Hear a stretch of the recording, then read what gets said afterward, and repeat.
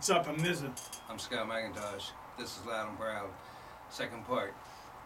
Nick, I wanted to talk today a little bit about some of the bands that I grew up listening to, and some that really were fantastic bands, but they never seemed to break. You know what I'm saying? Gotcha. Like Angel was one of the bands back in the '70s. They were a really good band. They got to a certain point and they were gone. It was Kiss, Angel. And a band that I really, really respect is Starz. I must have seen this band 25 times in the 70s. Maybe you tell me a little bit. And I never even heard of this band, but you've told me. they're great. I'll give you some of their stuff and listen to it because I think we're going to try to get Michael Lee Smith on this show. But bands like that and like Cheap Trick even, they broke. They got real big, but they're still one of the best bands going today. And you never hear nothing about them. No. You know, and like the New York Dolls. The respect, man, it's just not there, man. I mean, we respect them, but on a higher level, I see, like, you know, they are still like an opening band. Right. Like, you know, it's sick that a band, even he's talking about the Dolls, you know, the band's going out on the road, and the tour actually starts tonight with Motley Crue and Poison. Right.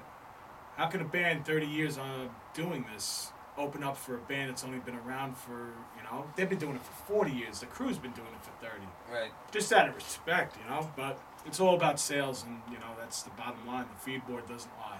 Right, and, you know, bands today that took from all these bands, you know what I'm saying? Mm-hmm. Like even MFU took from the Ramones, the Dolls, Sure. Johnny Thunder and the Heartbreakers, all these bands.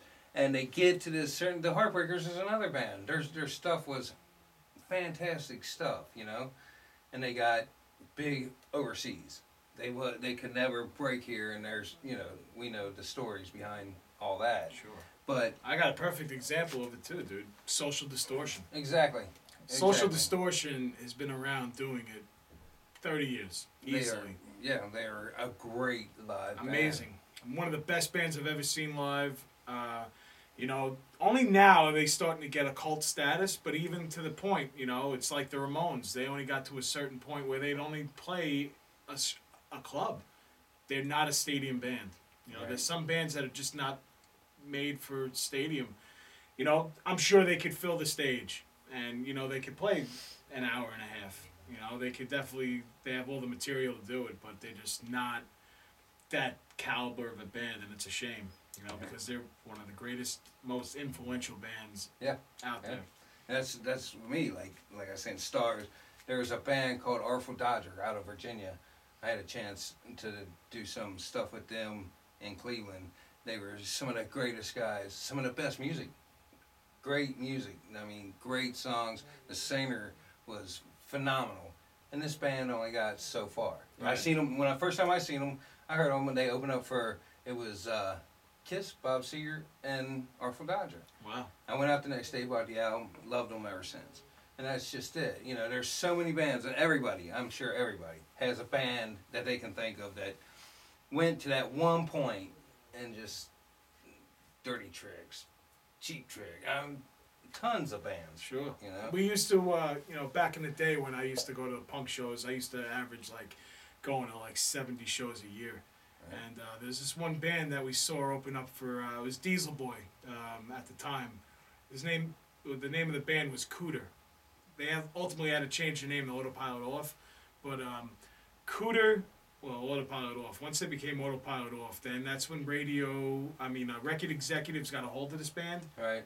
And it has totally fucking killed them. Because, like, they try to change their image and everything.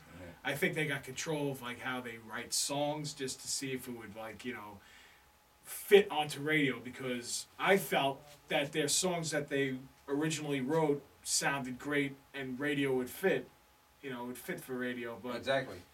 record executives don't think that, though. I thought the Ramones, every album I thought had a radio hit on it, you know? It's sometimes unreal. you have to die to become immortal, and that's, you know, what the Ramones, that's what happened with them, man. Yep. They only became in the Rock and Roll Hall of Fame is because of Joey dying. Yep. Same thing with the Clash. Yeah.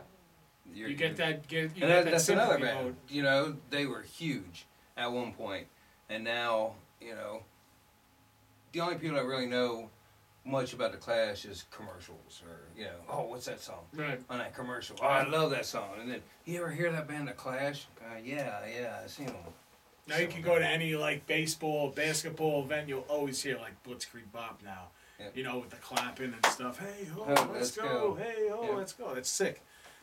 I'm sure they made a lot of money off of it. Probably more money doing that than actually selling albums, which is a sacrilege. Yeah. But it's just one of those things that I really think about a lot. There's a lot of bands like the Germs, and just we could go on all day What long. does it take to fucking break? Yeah, and I've been in this business for 30 plus years, and it's really gone to hell. What does it take to break? It's either you break or you break up. It's to a point where how long will it take for you to ultimately do it? Right. You got to pay your dues, but how long can you how long can you mentally hang in the game? Right, that's right. But yeah, that's why this week we brought you Mike Chiatti from Coyote Studios. There's a lot of stuff people don't realize that go on behind the scenes of putting out an album. So I hope we can continue having guests like Mike, like Bobby last week, and people that I really want to get out in front with, tech stuff and behind the scenes process, stuff that people don't always hear about. Like that metal show is about metal, and those guys are great.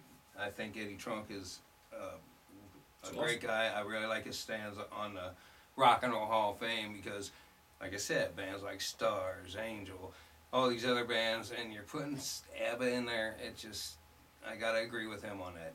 So finally, Alice Cooper got in this year. That's it. That's awesome. That was it's about first time, concert, dude.